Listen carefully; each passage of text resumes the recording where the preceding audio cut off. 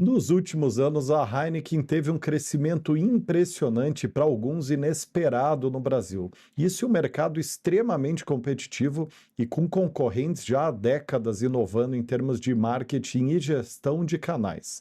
No episódio dessa semana, chegou a hora de conhecer as principais estratégias que fizeram a empresa dar esse salto aqui no país. E quem vai bater um papo super bacana com a gente sobre isso é o Ricardo Piccoli, diretor de canais especiais e trade na The Heineken Company.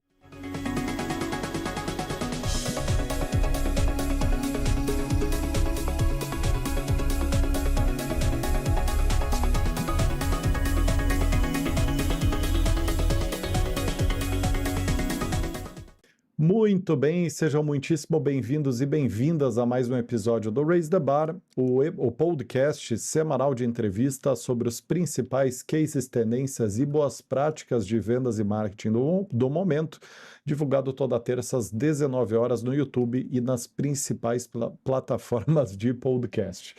Para quem é novo ou nova por aqui, esse programa é um oferecimento da For Sales, maior consultoria de Executive Search de vendas e marketing da América Latina.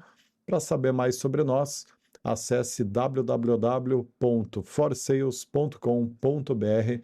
Lembrando que ela é uma das empresas da The For Sales Company, holding de empresas especializadas em projetos complexos de recrutamento e seleção. Agora sim, queria dar muitíssimo boas-vindas aqui para o Ricardo, dizer que é um prazer estar te recebendo aqui, meu caro. Prazer é meu, obrigado pelo convite. Maravilha, já reparei aqui, Maurício, que ele tá na sala zero álcool ali, né? Isso aí, vamos devagar hoje então, né? Como é Tá que você cedo ainda, né? tá Faz cedo para nós aqui? aqui no escritório também, então na próxima a gente faz no bar, mas Olha, mais cedinho ainda a gente vai na 00. Isso é aí. uma boa ideia, uma boa ideia. Ricardo, seja... Cedo para nós, né? Porque vai que alguém tá ouvindo aqui à noite e tá com uma cerveja, né, Maurício? daí tá liberado, né? É. Se for fora do horário comercial, tá liberado. Ricardo, seja muito bem-vindo ao Raise the Bar, um prazer te receber aqui.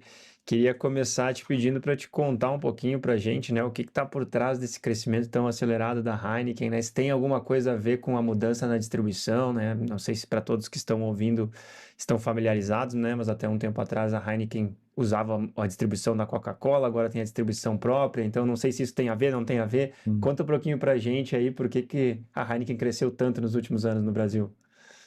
Essa é a pergunta que todo mundo faz, né? Todos os parceiros, os clientes, pessoas que a gente conversa, todo mundo quer saber um pouco do que está por trás desse momento muito bom que a gente vem vivendo. E claro que uma trajetória super vitoriosa numa empresa super complexa como a nossa tem várias facetas e várias coisas têm que dar certo, mas se eu puder citar algumas coisas que eu acho que especialmente quando a gente fala de gestão comercial, trade marketing, são extremamente importantes, eu citaria muito da consistência da estratégia, que é algo muito particular da Heineken, que é essa capacidade que, óbvio que a gente está no mercado de bens de consumo, que já é um mercado nervoso. Dentro de bens de consumo, a gente está em bebidas, que é possivelmente o mercado mais nervoso dentro de bens de consumo, e a gente está em cerveja, que talvez seja a categoria mais dinâmica dentro de bebidas. Então, é natural que num mercado como esse, você tenha que ter adaptabilidade, velocidade, dinamismo, pragmatismo, mas você conseguir ter consistência na estratégia e ceder às pressões de curto prazo, tendo muito clareza do projeto de longo prazo das marcas, eu acho que é o que ajudou a Heineken a chegar onde chegou. A gente ouve muito, inclusive, dos próprios clientes, dos próprios parceiros, né? O quanto é importante para eles também, quando vão apostar num parceiro, a gente não constrói sozinho, nenhuma empresa de bens de consumo constrói sozinho os seus resultados, as suas marcas, né? Você precisa engajar os parceiros, supermercadistas, restaurantes, bares, etc. E esses clientes eles estão apostando em você também, né? Você é parte do negócio. Muitos negócios, cara, a venda de cerveja é extremamente relevante. Então, quando a empresa ela tem aquela mudança, aquele quase déficit de atenção da estratégia, que a estratégia vai mudando a cada 6 meses, a marca se posiciona de um jeito, no outro trimestre de outro, você acaba fragilizando a marca e a estratégia no longo prazo, você muitas vezes acaba fragilizando o parceiro também. Então, acho que essa consistência é muito importante. Claro que a gente tem meta semanal, mensal, trimestral para bater e precisa se adaptar, mas conseguir ter essa clareza de onde queremos chegar e consistência estratégica eu acho extremamente importante. Bem interessante, Ricardo, esse tema da consistência, né? Num mundo onde a gente está o tempo inteiro sendo estimulado para mudar de opinião ou ter ideias melhores, enfim, implantar coisas novas, você seguir o fio da meada, né? Se manter na tua estratégia original, acho que é de fato um mérito e uma estratégia bastante coerente. E aí eu queria que você traduzisse um pouco melhor, na prática, o que isso cascateia para vendas e marketing? Assim, quais são as decisões de dia a dia desses dois subsistemas que você entende que vocês tomaram, assim, só para ilustrar um pouco do que foi consistência para vocês nesses últimos anos? Perfeito, eu acho que consistência, a gente tá aqui no podcast Raise the Bar, acho que não é à toa, né? Acho que também consistência não é você fazer sempre a mesma coisa, é você estar sempre se desafiando todo ano, todo ciclo, todo mês a fazer mais e melhor. A gente é muito bom nisso também, em estar sempre se desafiando, sempre se incomodando, se indignando com os resultados e buscando fazer melhor, mas buscar fazer melhor em um contexto onde você tem uma estratégia clara e você está melhorando a cada dia a execução daquela estratégia, não necessariamente mudar a estratégia toda semana. Acho que isso é super importante. Falando, acho que mais específico do ponto que você trouxe, que é, cara, como que isso é no dia a dia de uma operação comercial. Estratégia de pricing, por exemplo, você tem uma marca e óbvio que muitas vezes você tem a tentação de sair daquele posicionamento de preço, seja para cima, para gerar mais rentabilidade, seja para baixo, para gerar mais volume, mas se você toca a sua estratégia de precificação baseado no que você precisa fazer naquele mês e não aonde a marca quer se posicionar, não o papel que você quer ter para aquele cliente, aí você vira refém do mercado e não vira e não conduz as suas marcas para onde você quer chegar. Acho que isso é extremamente importante. Segundo, consistência de execução, seja execução de marca, mídia, mas principalmente aqui execução de marca no ponto de venda. Ela tem que ser consistente, né? Se o consumidor vai no supermercado e a cada semana ele vai ter um impacto diferente, com preço diferente, com posicionamento diferente, com uma estratégia diferente, você não está gerando o hábito, né? E o hábito de consumo é uma das coisas mais difíceis de você mudar, e para fazer isso você precisa ter um trabalho consistente. Então, acho que são dois exemplos de precificação e execução que você não constrói do dia para a noite, você precisa estar de forma muito consistente e harmônica entre vários canais também para ter um impacto no consumidor. Muito legal. Muito bom, muito interessante isso que você falou, Ricardo, porque o mundo da cerveja ele também precisa de preferência do consumidor, né? E a preferência, se não tiver um trabalho de longo prazo, é muito difícil de construir, né? Se você estiver sempre olhando para o curto prazo, você não está fazendo um trabalho de preferência de escolha, assim, de preço e de oportunidade de momento, né? Então, essa visão de longo prazo é muito interessante, assim, bem legal a sua reflexão. E aí, acho que o segundo ponto, além da consistência, o segundo ponto que eu ia trazer, eles estão super relacionados e que eu acho que é uma coisa muito característica da Heineken, é o cuidado com as pessoas também. E isso, você não tem consistência se você não tem cuidado com as pessoas. Você não tem como raise the bar se você não tem também cuidado com as pessoas. A Heineken é uma empresa que a gente fala muito de cuidado, de respeito. E o time é extremamente importante. Uma área comercial, a gente tem milhares de pontos de venda no Brasil, centenas de milhares. Então a gente tem um time comercial muito grande, um time de trade muito grande também. E cuidar desse time talvez seja o investimento que tem o melhor ROI, né? Porque a gente cuida das pessoas, a gente atrai pessoas boas, a gente ajuda essas pessoas a se desenvolverem todo dia, a se desafiarem todo dia, e também a consistência do time acaba virando a consistência de atendimento ao cliente, que acaba virando a consistência também de execução e de impacto no shopper e no consumidor.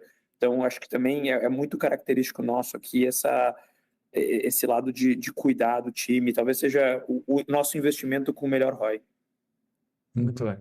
Inclusive, eu me lembrei de uma homenagem que a Heineken fez para o antigo CEO da empresa, muito interessante. E é um videozinho sobre o último dia dele na empresa, né? Eu vou até. É na Holanda isso, né? Isso, na Holanda, claro, né? É na Holanda, o CEO global da empresa. E depois, até se vocês me autorizarem, eu vou pedir para o pessoal da gestão do podcast indexar o videozinho no final do nosso episódio, né? Para vocês não queimarem largada aqui e saírem do conteúdo. Então, vamos indexar na descrição ali, depois que vocês assistirem, vocês dão uma olhadinha lá, que é muito interessante, mostra um pouco dessa abordagem humanizada que vocês têm e da interação da empresa com as pessoas dela, né? Ricardo, aí eu queria quebrar isso em pedaços aqui, né? Porque no final do dia o subsegmento de cerveja dentro do cluster de bebida, ele é um case de multicanalidade, né? Ele criou, né, esse on-trade, os canais de bares, até o canal de restaurante, até o canal de alguns canais especiais de food service, ele potencializou, né? Porque é um produto de alto giro, enfim.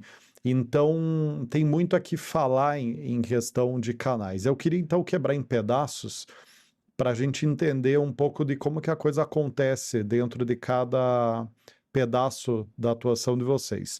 Fala um pouquinho de trade marketing, assim. Então, começa contando os principais investimentos e projetos que vocês têm nessa área para dar sustentação para essas ações de ponto de venda, para dar mais liquidez do produto nas pontas. Fala um pouco do contexto, de que forma que vocês se diferenciaram nisso e como que isso ajudou vocês.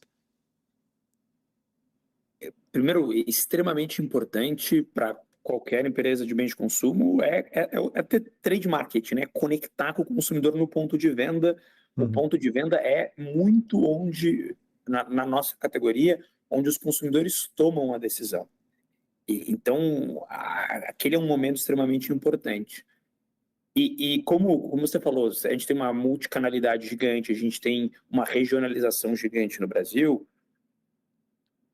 Isso é extremamente complexo, mas você precisa ter método para conseguir transformar um tema que é complexo em algo escalável, que você consegue repetir, que você consegue mensurar também. Então, nossa estratégia de trade, a gente começa de o que a gente chama de FDS, que é fotografia de sucesso, depois plataformas e Key Sales Moments. Fotografia de sucesso é basicamente o que é esperado dentro daquele ponto de venda. Parece uma coisa relativamente simples, mas isso começa de, primeiro, você definir os canais, né? Você falou, cara, a gente tem muitos canais em bens de consumo. Cerveja, tem muitos canais, eles são muito diferentes, mas como você segmenta esses canais é uma pergunta que vai ser a base de tudo, né? Como você enxerga os diferentes pontos de venda e segmenta isso em diferentes canais? Como que essa segmentação tem o tamanho correto? Porque você pode classificar o Brasil em 200 canais, mas aí 200 canais você perde eficiência. Se você classificar em 2, também aí você perde profundidade, né? Então, como você encontra exatamente a segmentação correta de canais? Depois, como que você trabalha para ter os insights muito claros do que o shopper quer em cada um daqueles canais. Então, poxa, se eu sei como dividir todo o mercado de bens de consumo do Brasil em 20 canais, preciso ficar expert em entender o que dentro de cada um daqueles canais o consumidor quer. O que o shopper quer dentro de um supermercado, o que o consumidor quer num restaurante, num bar, num canal de entretenimento especial. Quando você entende muito bem o que ele busca, você consegue ser um advisor, consegue ser um consultor para o seu cliente. Isso vai te ajudar a definir quais são, baseado no que o shopper quer, quais são os SKUs corretos, qual é a exposição correta naquele canal. E aí, você tem que entender como você vai mensurar isso. Definido o que é esperado, como você mensura diariamente, semanalmente, quais são as ferramentas de tracking que você vai ter. Isso é super importante de execução também, porque a gente muitas vezes tem a tentação, achar que a execução de ponto de venda é uma coisa muito subjetiva, né? Tá legal, não tá legal. E quando você tem método, você consegue medir. E aí você precisa realmente medir, acompanhar e ver seus indicadores subindo, assim como toda empresa sabe como está o faturamento do dia, como está o faturamento do mês, você precisa saber como está a execução do dia, como está a execução do mês. E a tecnologia está ajudando muito a gente a conseguir medir isso. Depois, como você comunica, porque a gente tem um time comercial gigante, né? Então, não é só meia dúzia de pessoas no escritório do corporativo, ali na Vila Olímpia, saberem o que é esperado. A gente tem que garantir que do Oiapoque ao Chuí, toda a estrutura de vendas da Heineken entenda o que é esperado, como fazer a execução perfeita, como que você incentiva e remunera o time para fazer isso e como você coloca isso na cultura. Então, essa jornada toda, que vai de segmentação dos canais aos insights, até isso realmente entrar na cultura e no DNA da organização comercial, é o que a gente chama de fotografia de sucesso. Parece mais simples, mas do que é. De fato, é um desafio. Tem uma parte técnica, estratégica, mas tem muito uma parte humana também de engajar, de conectar com as pessoas. Isso é o que a gente chama de a base do bolo, que é realmente ter esse programa de fotografia de sucesso muito bem implementado. Depois tem o que a gente chama de plataformas. As plataformas as plataformas das marcas, né? Então, toda marca tem suas plataformas. Uma Champions League da Heineken, uma Libertadores de Amstel, por exemplo. Como que a gente leva isso para dentro do ponto de venda? Que aí não só é garantir o básico de execução, mas como que eu conecto a estratégia da marca com o local de compra ou de consumo.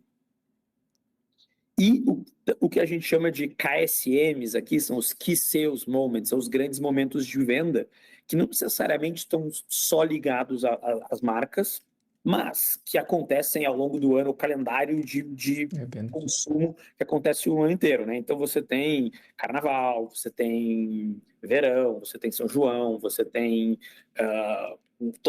regionalmente você tem um calendário robusto de ativações. Esses 3 capítulos aqui de FDS, plataformas e grandes momentos de venda resumem uma parte grande aí do nosso trabalho.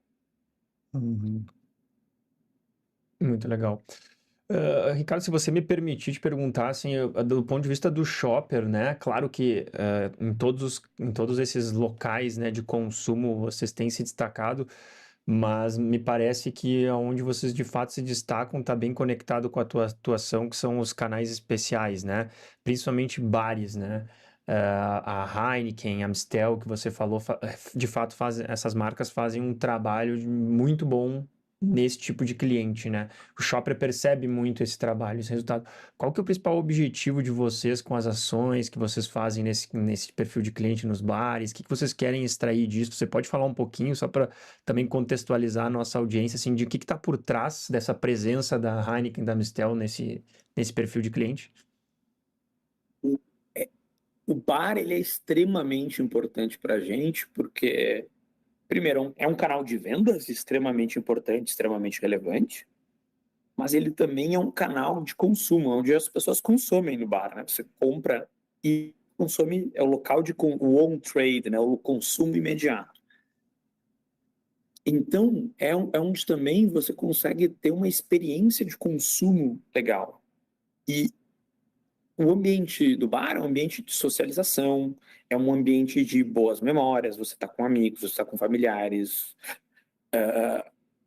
e é onde a gente consegue construir experiência e conexões duradouras com os nossos consumidores. Então é um canal extremamente importante, nos permite ativar, nos permite, isso que a gente está falando de plataformas, que é conectar os territórios das marcas com o ponto de venda, A gente consegue fazer isso muito, muito bem no bar, né? Porque é exatamente o momento onde o cliente está consumindo. E aí e também, e por causa disso, a gente se segmenta aqui. Então, tem os times, obviamente, de on-trade. Dentro do on-trade tem os times de premium on-trade, que atendem esses canais especiais, os principais bares, os principais restaurantes, para conseguir dar aquela experiência. Então, é parecido com o que a gente estava falando na pergunta anterior dos insights, que é tendo muito claro o insight e a estratégia, aí você se segmenta também para entregar a experiência que o cliente, que o consumidor espera. Legal. Existe um time diferente, então, para esses bares especiais, isso é um ponto importante. A gente tem um time presente no Brasil inteiro, numeroso, que atende os principais bares. Então, todo bar é importante para a gente.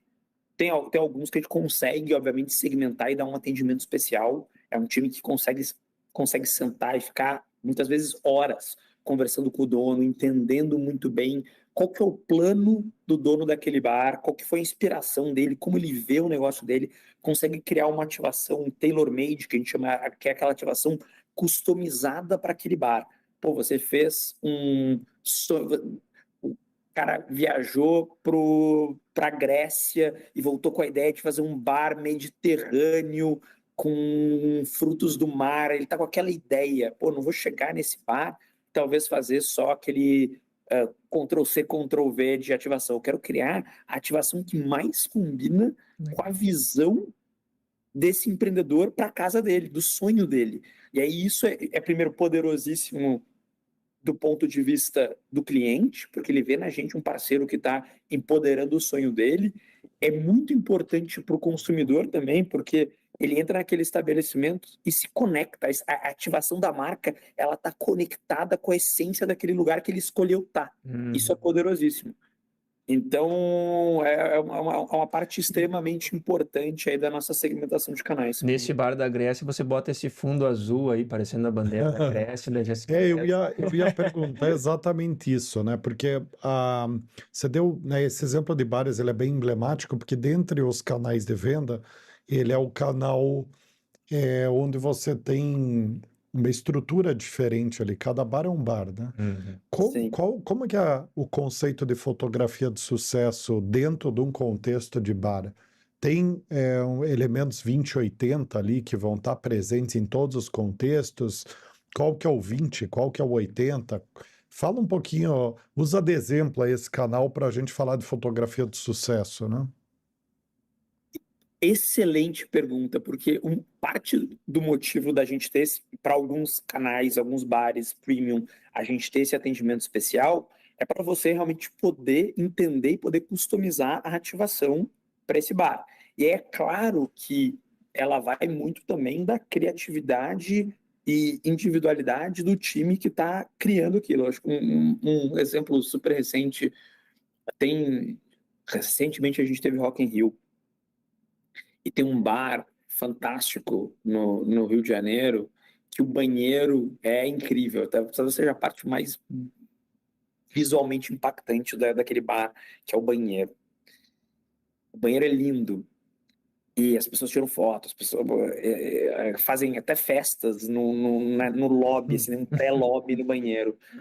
Teve um dia que eu entrei, estava fazendo uma visita pré-Rock in Rio, e o time colocou uma ativação de Guitar Hero, né? Que você toca e 40 anos de Rock in Rio. Rock in Rio está muito conectado aos grandes clássicos do rock, onde você tocava no Guitar Hero dentro daquele banheiro.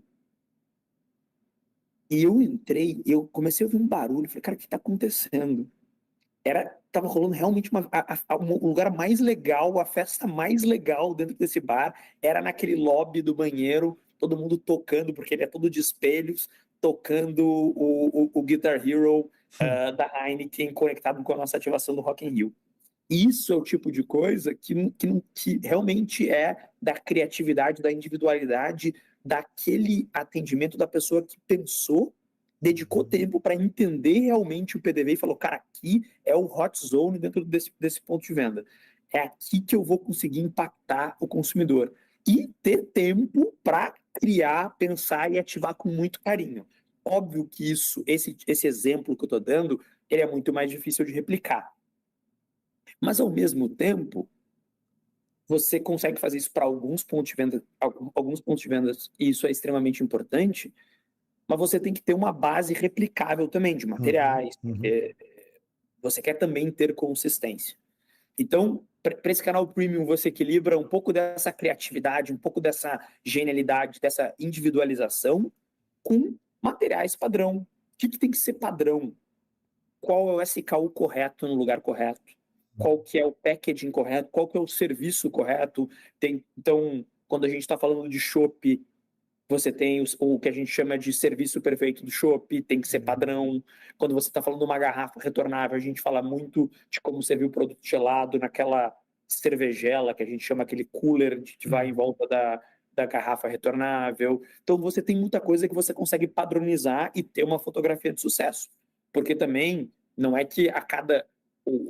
O serviço do chopp, o shopper quer que esteja, o consumidor quer que esteja exatamente igual em todo lugar que ele vai, porque você quer o mesmo nível de excelência.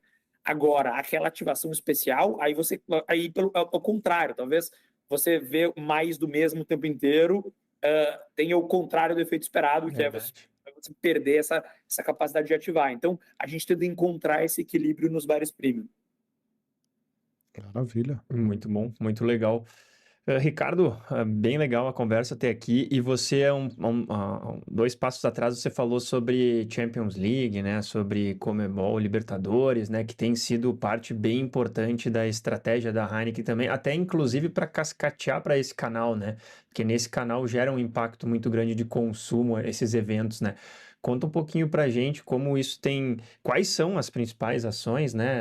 Se tem outras além de Champions League, Libertadores, quais são, né? E como elas têm feito parte dessa estratégia de conexão aí com os consumidores e etc. para a Heineken. Super. Isso, a gente vive disso, né? A gente vive de todo dia, é um trabalho legal pra caramba, um pouco ingrato, porque todo dia tem gente entrando em pontos de venda, a gente tem que reconquistar e reconvencer o consumidor a comprar. Então a gente vive disso, que é transformar, levar experiência e levar a execução perfeita para dentro do ponto de venda. Muitas vezes ela vai ser mais criativa, mais impactante, mas muitas vezes ela é pragmática pensando na conversão, né? Acho que o principal é você ter clareza do papel daquela ativação. Então, você tem, obviamente, ativações como uma Champions League, como uma Libertadores, que você quer conectar o que está acontecendo no mundo do futebol, no mundo do esporte, com aquela ocasião de compra. Mas tem também a ativação que ela é extremamente pragmática. Por exemplo, a gente fala de planograma. Planograma, para quem não sabe, é como você organiza os produtos na gôndola do supermercado. Isso tem mudanças gigantes na experiência de compra, porque muitas vezes, sim, o shopper quer ser impactado, ele quer ter uma experiência no PDV, muitas vezes ele quer comprar e sair. Levanta a mão quem nunca entrou atrasado no supermercado, quis fazer uma compra e ir embora rápido.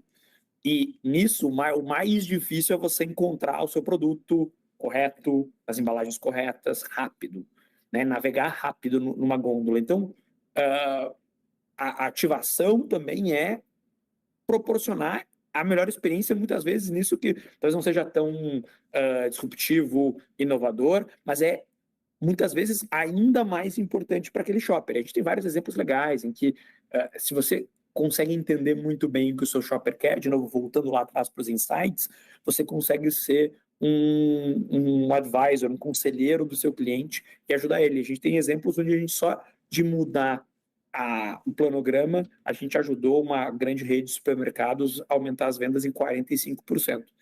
Então, a gente tem que fazer realmente esse mix, né? Onde que a gente quer, qual que é aquela ativação que é para impactar, para engajar, para conectar, qual que é aquela que muitas vezes é só para converter vendas também. Não tem nada de errado nisso, é super importante para a gente, para o cliente B2B e para o shopper também.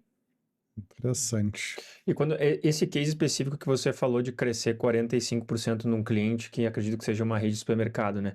Você está falando em simplesmente distribuir os produtos melhores na gôndola, ou você está falando de trazer SKUs que não estavam sendo explorados ali naquele ambiente?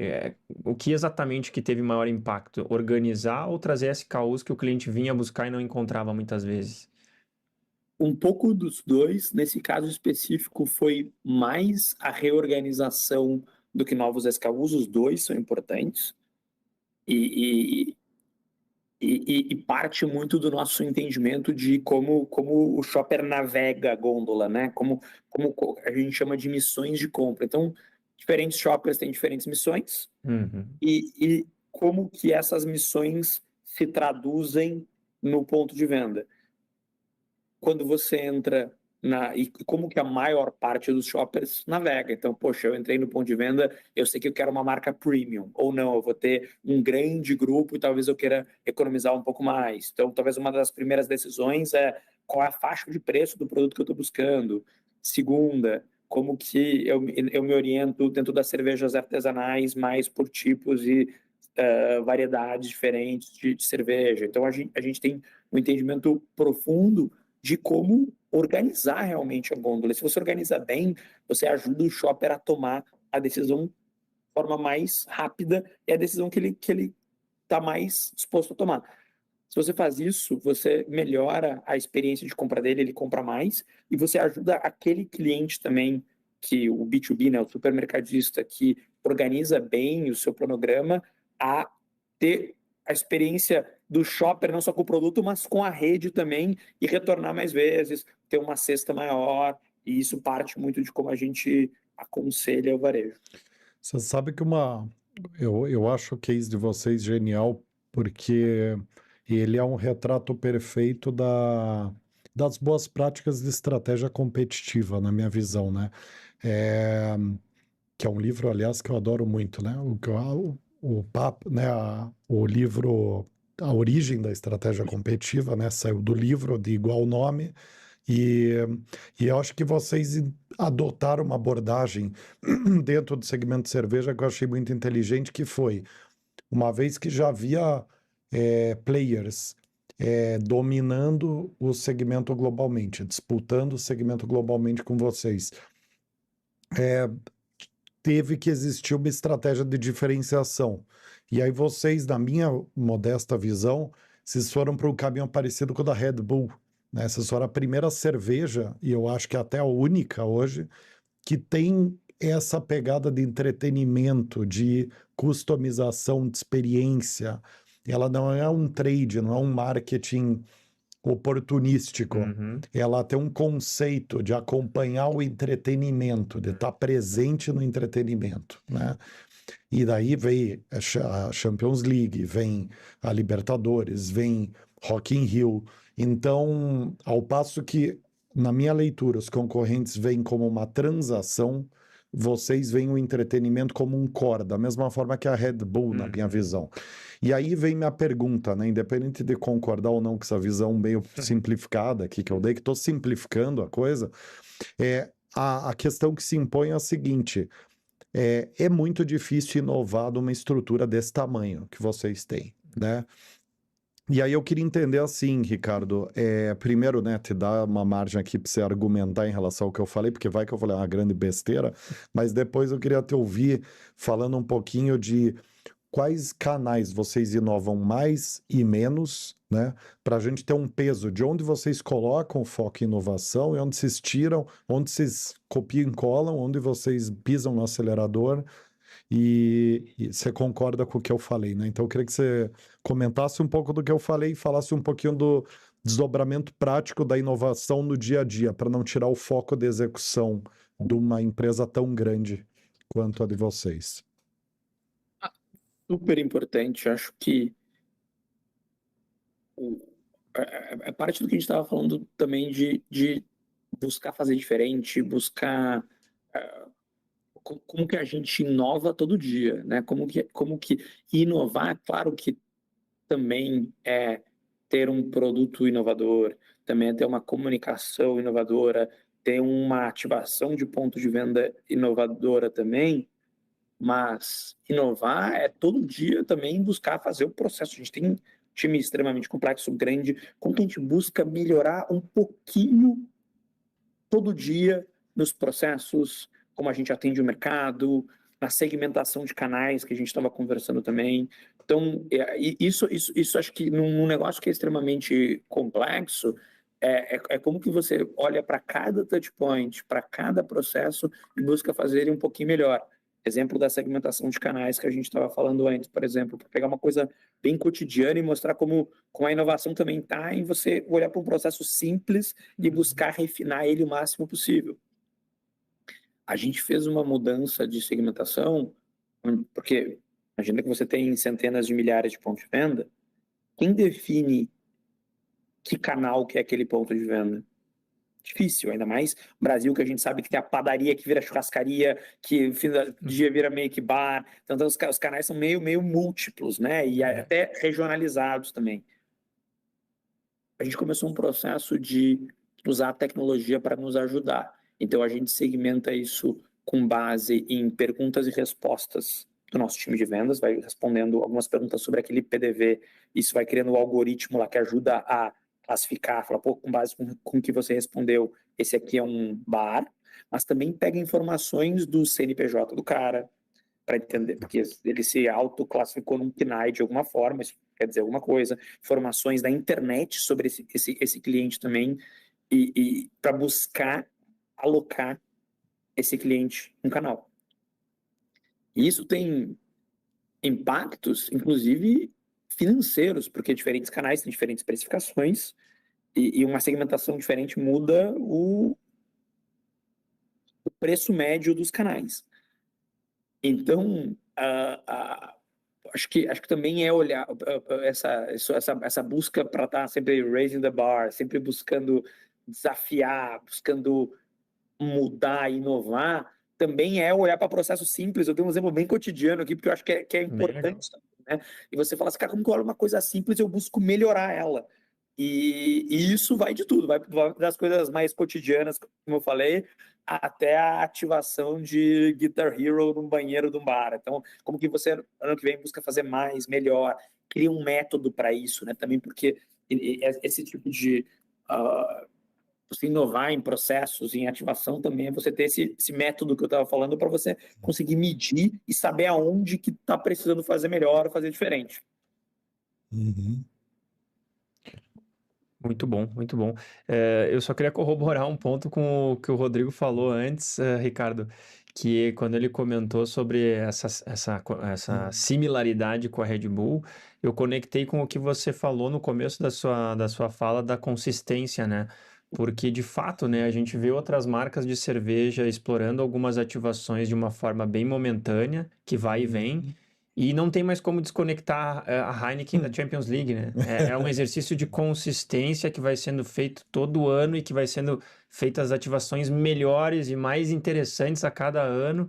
E então junta as duas coisas, né? A ideia de investir, de fazer ativações na mesma linha da Red Bull, mas também muito da consistência de vocês de execução, de seguir o plano de longo prazo e ir melhorando cada ano a experiência com aquela ativação. Então, muito legal, assim, é como as coisas se conectam no final do dia, né? Até a ação de Fórmula 1 também com o Verstappen, lá, aquela propaganda está no ar há 4 anos já, consistentemente. Então, você acaba associando uma das principais personalidades da Fórmula 1 dos últimos 10 anos com a Heineken, você martela aquilo ali 4, 5 anos seguidos, você liga a TV para ver Fórmula 1, você já tem uma conexão, né?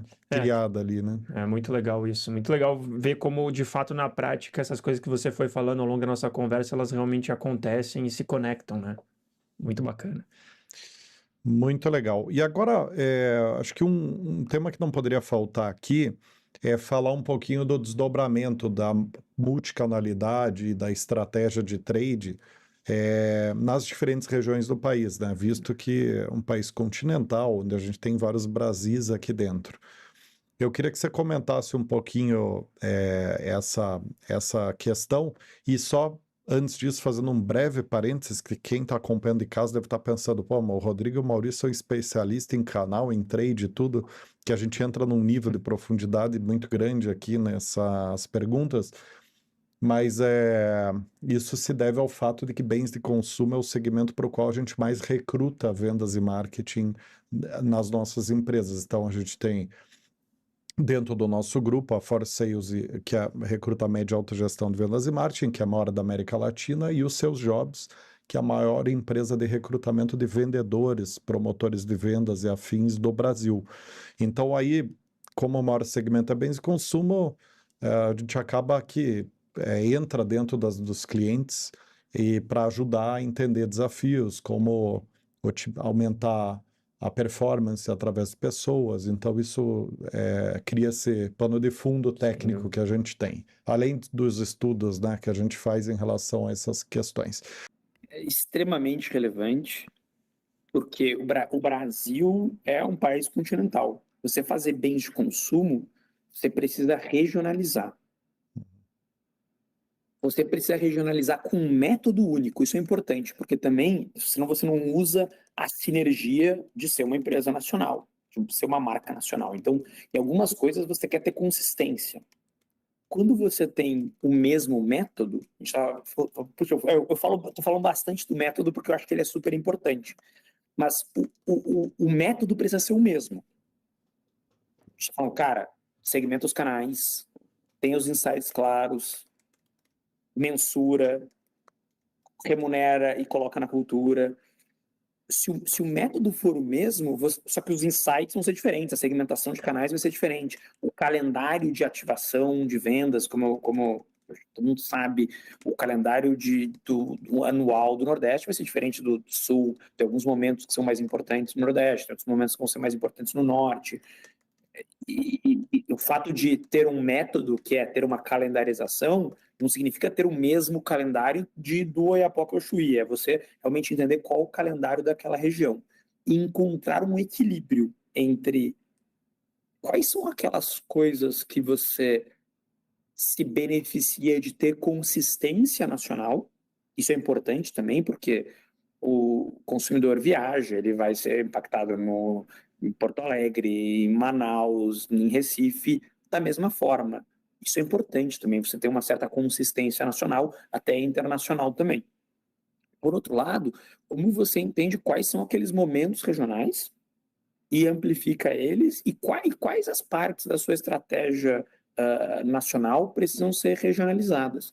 Isso a gente se apoia muito nos times regionais. A gente tem um time muito grande de trade marketing regional, tem diretorias regionais de trade que conseguem ter posições regionais sêniores, que conseguem realmente olhar para aquela estratégia nacional e transformar ela num plano regional. Isso é extremamente importante.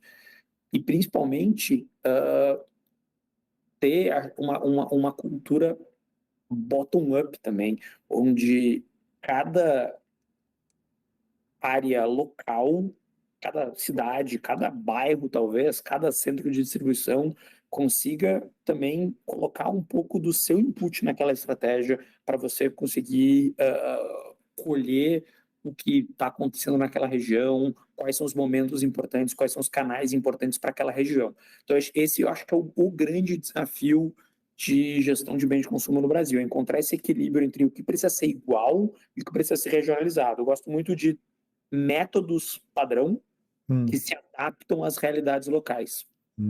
Faz sentido. Tem um playbook, tem um núcleo duro ali de operações para dar integridade e controle, né, porque está sendo feito, né? Muito bem. Ricardo, eu queria te agradecer muitíssimo pelo teu tempo aqui com a gente. Que papo bacana, né, Maurício? Com certeza. Conversa foi indo, eu fiquei pensando o valor que a gente consegue criar para quem quer se desenvolver nesse tema de canalidade, trade, com essas conversas, porque realmente foi a gente entrou em pontos bem específicos, muito interessantes, muito valiosos. Então, eu queria só deixar aqui, Ricardo, um agradecimento especial, porque eu acho que você deixou um legado aqui no nosso podcast de case e insight para todo e qualquer profissional de marketing que assistir. tá? Então, muito, muito obrigado. Esperamos te ver de volta aqui, né? Boa. Já fica o convite no ar, tá? Muito obrigado pelo convite. Foi muito legal o papo. Poderia ficar horas. A próxima a gente faz no bar aqui com uma Heineken. No camarote do Rock in Rio. No camarote. Pode ser.